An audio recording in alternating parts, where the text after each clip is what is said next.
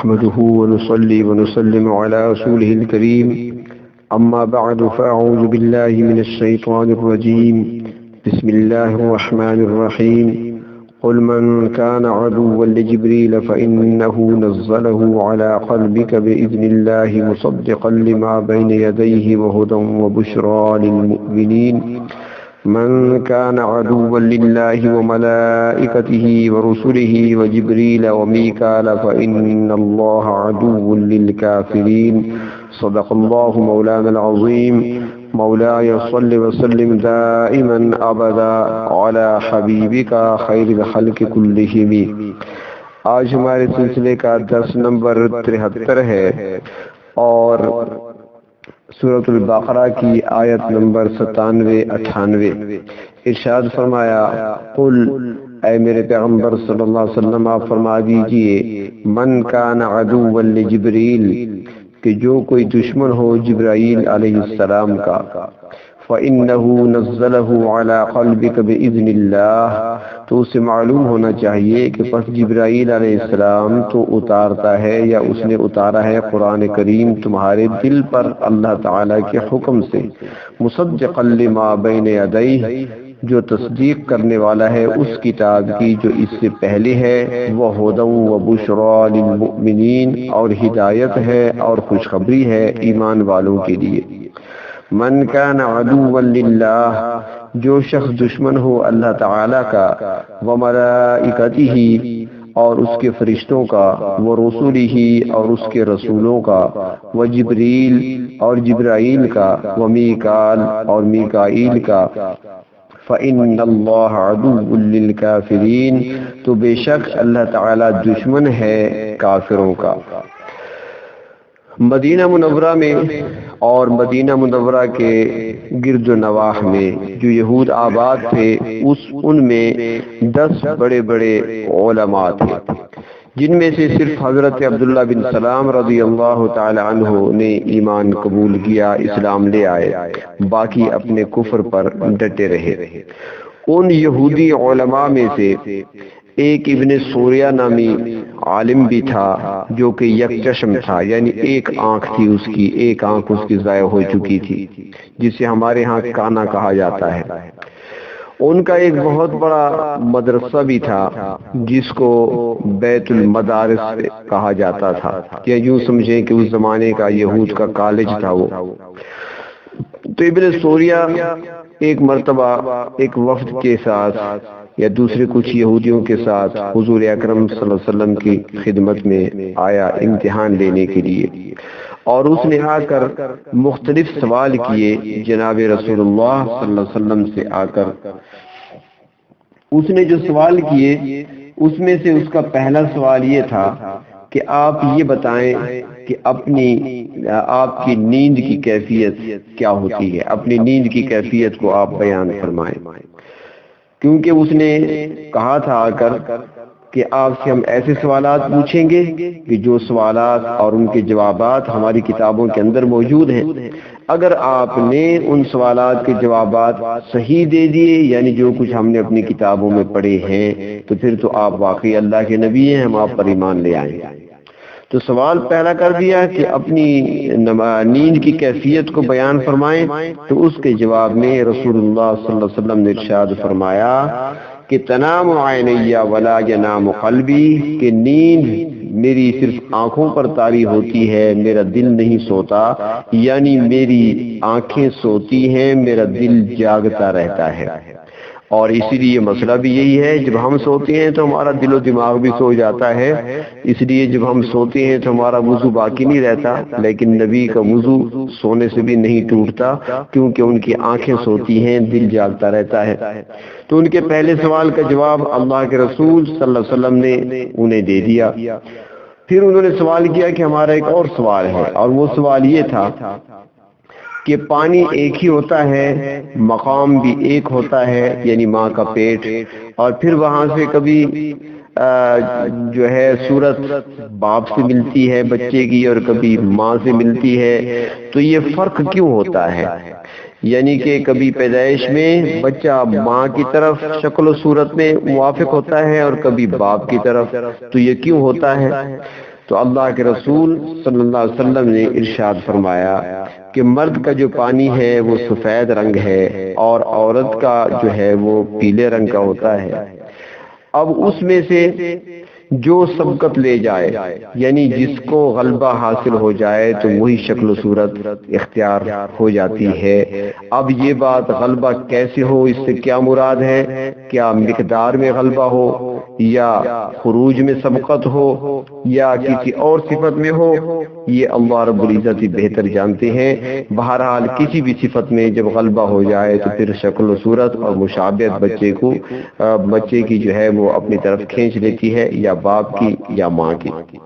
تو وہ کہنے لگے کہ ہماری کتابوں میں بھی ایسا لکھا ہوا ہے۔ تو حضور علیہ الصلوۃ والسلام نے ان سے فرمایا کہ بھئی تم نے مجھ سے سوال دو پوچھ لیے، میں نے جوابات دے دیے اور تم مطمئن بھی ہو گئے اور تم خود بھی یہ تصدیق کر رہے ہو کہ ہماری کتابوں میں بھی ایسا لکھا ہوا ہے، تو پھر ایمان کیوں نہیں لاتے؟ تو وہ کہنے لگے کہ ہمارا ایک تیسرا سوال بھی ہے۔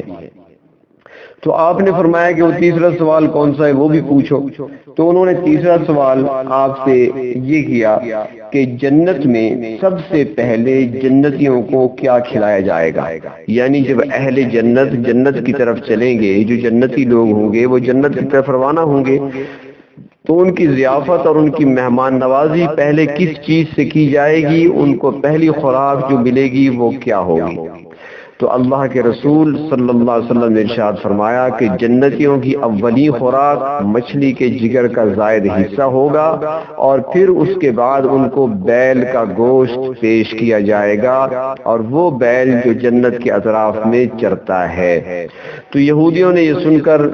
کہا کہ آپ نے یہ بھی درست فرمایا، یہ جواب بھی آپ کا بالکل ٹھیک ہے، ہماری کتابوں میں بھی ایسا لکھا ہوا ہے۔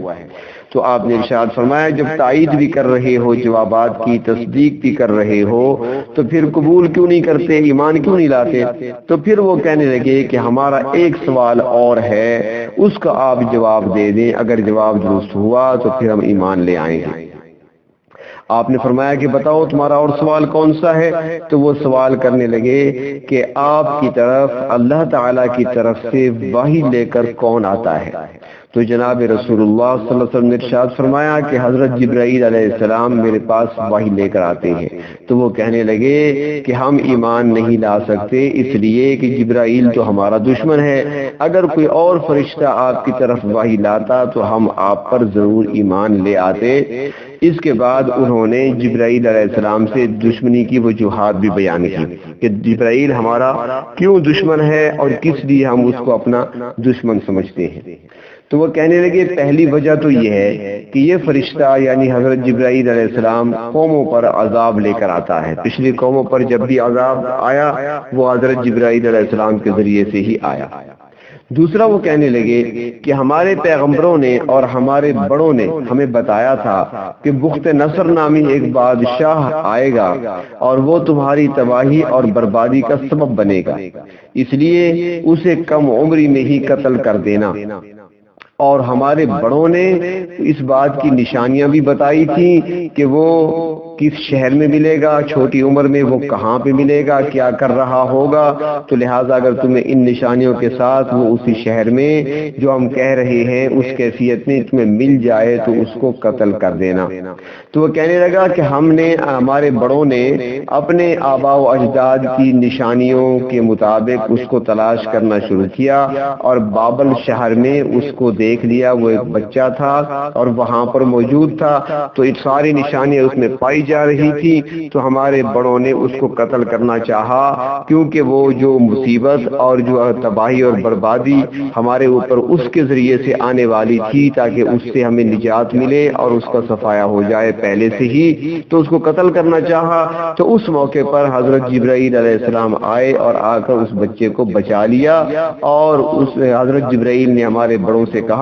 کہ اگر تمہاری تباہی اسی کے ہاتھوں لکھی گئی ہے تو تم اسے ہلاک کرنے کرنے میں کامیاب نہیں ہو سکتے، اور اگر اس کے علاوہ کوئی اور تمہاری تباہی اور بربادی کا سبب بننے والا ہے تو کیوں ناحق اس کو قتل کر کے اس کا گناہ اپنے سر کیوں لیتے ہو؟ تو پھر ہمارے بڑوں نے اسے چھوڑ دیا، لیکن پھر وہی بڑا ہوا، وہی بخت نصر تھا، اور اس نے ہمارے علاقوں یعنی شام اور فلسطین میں تباہی مچا دی، ہمارے لوگوں کو قتل کیا، جو لوگ زندہ بچ گئے تھے انہیں اپنا غلام بنا لیا، بیت المقدس کو گرا دیا، اور ہماری مقدس کتاب تورات جلا ڈالی، اس لیے چونکہ جبرائیل نے ہی بخت نصر کو قتل ہونے سے بچایا تھا، لہٰذا ہم اس کو اپنا دشمن سمجھتے ہیں۔ اور ایک وجہ یہ بیان کی کہ ہمیں جبرائیل علیہ السلام سے اس لیے بھی دشمنی ہے کہ یہ ہماری چغلی آپ کے سامنے کھاتا ہے اور ہماری تمام باتیں آپ کو بتا دیتا ہے، یعنی کہ جو وہ پروگرام بناتے تھے، جو وہ خفیہ باتیں کرتے تھے اسلام اور پیغمبر اسلام صلی اللہ علیہ وسلم کے خلاف، جو بھی ان کے منصوبے ہوتے تھے، اللہ رب العزت حضرت جبرائیل علیہ السلام کے ذریعے سے بتا دیا کرتے تھے سرکار دو عالم صلی اللہ علیہ وسلم کو۔ تو اس لیے وہ کہنے لگے چونکہ یہ ہماری چغلیاں کھاتا ہے، لہٰذا ہم آپ پر ایمان نہیں لا سکتے کہ یہی آپ کی طرف وحی لے کر آنے والا ہے، اگر اس کے علاوہ کوئی اور فرشتہ آپ کی طرف وحی لے کر آتا تو پھر ہم قبول کر لیتے۔ تو اللہ رب العزت نے فرمایا کہ جبرائیل علیہ السلام جو ہیں وہ تو اللہ تعالیٰ کے مقرب فرشتے ہیں اور اپنی مرضی سے کچھ نہیں کر سکتے، سب کچھ اللہ تعالیٰ کے حکم سے حضرت جبرائیل کرتے ہیں، اس کے ذمے تمام نبیوں کے پاس وحی لے جانے کا کام اللہ تعالیٰ نے خود لگایا ہے۔ جو اللہ کے فرشتوں اور اس کے پیغمبروں سے دشمنی رکھے گا اس کی دشمنی براہ راست اللہ تعالیٰ سے ہے، اور فرشتے اور انبیاء علیہ السلام تو اللہ تبارک و تعالیٰ کے ترجمان اور اس کے قاصد ہیں۔ تو فرمایا اللہ رب العزت نے کہ میرے پیغمبر صلی اللہ علیہ وسلم آپ ان سے کہہ دیجئے قل من کان عدوا لجبریل، آپ ان سے کہہ دیجئے جو کوئی جبرائیل علیہ السلام کا دشمن ہے فإنه نزله على قلبك بإذن اللہ، اس نے تو قرآن پاک آپ کے قلب مبارک پر، آپ کے مبارک دل پر اللہ تعالیٰ کے حکم سے اتارا ہے، اس کے ساتھ کسی کی دشمنی کا کیا جواز بنتا ہے؟ وحی نازل ہونے کی کئی صورتیں تھیں، عام صورت تو یہی ہے کہ اللہ تعالیٰ کے حکم سے حضرت جبرائیل علیہ السلام جناب رسول کریم صلی اللہ علیہ وسلم کے قلب مبارک پر نازل کرتے تھے۔ جب اللہ تعالیٰ کی طرف سے وحی لاتے تھے تو حضور اکرم صلی اللہ علیہ وسلم کے قلب کے ساتھ رابطہ قائم ہو جاتا تھا، بالکل اس طرح جس طرح آج کل کے ٹیلی فون کے کنیکشن مل جاتے ہیں یا موبائل فون ہیں، یہ چیزیں ہم دیکھتے ہیں روزانہ ہمارے سامنے ہیں، تجربات میں ہیں، تو اس طرح کا کنیکشن مل جاتا تھا، اور یہ خاص قسم کی روح ہوتی تھی جس کے ذریعے پیغمبر اسلام اپنے کانوں سے اللہ تعالیٰ کا کلام سنتے تھے اور اسے خوب سمجھتے تھے اور اس کے الفاظ کو جانتے تھے۔ بعض اوقات ایسا بھی ہوتا کہ کوئی بات حضرت صلی اللہ علیہ وسلم کو بذریعہ خواب بتا دی جاتی تھی، اور کئی دفعہ ایسا بھی ہوا کہ فرشتہ کسی انسانی شکل میں آپ صلی اللہ علیہ وسلم کے سامنے آ جاتے اور آ کر کلام الہی پیش کرتا، لیکن زیادہ تر وہی صورت ہوتی تھی جو یہاں بیان فرمائی، یعنی قلب مبارک سے رابطہ قائم ہوتا تھا۔ لیکن یہ بھی حضرت جبرائیل علیہ السلام اللہ کے حکم سے آتے تھے، ویسے نہیں آتے تھے۔ ایک حدیث شریف میں آتا ہے، بخاری شریف کی حدیث ہے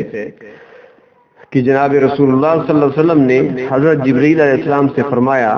کہ ہم آپ کی آمد کے منتظر رہتے ہیں، آپ کثرت سے کیوں نہیں آتے؟ تو حضرت جبرائیل علیہ السلام نے جواب میں فرمایا کہ ما نتنزل الا بامر ربک، ہم تو صرف آپ کے رب کے حکم سے ہی نازل ہوتے ہیں، جب اللہ تعالیٰ کا حکم ہوتا ہے ہم حاضر ہو جاتے ہیں، ہم اپنی مرضی سے نہیں آ سکتے۔